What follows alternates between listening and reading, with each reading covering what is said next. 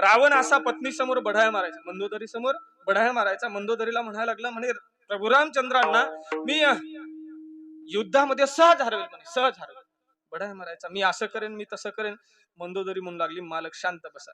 मंदोदऱ्यांनाच माहित असतं आपला मालक पत्नीलाच माहित असतं आपला मालक किती ताकदीचा. ते मंदोदरी म्हणू लागली, मालक तुम्ही काय प्रभू रामचंद्रासोबत युद्ध करू शकणार, म्हणे त्यांच्याकडे 18 पद्म वानर आहेत.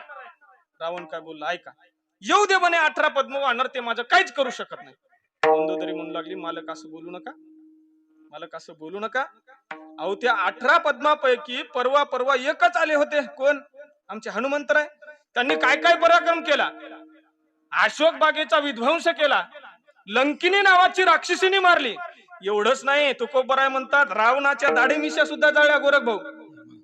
हनुमंत महाबळी दाढी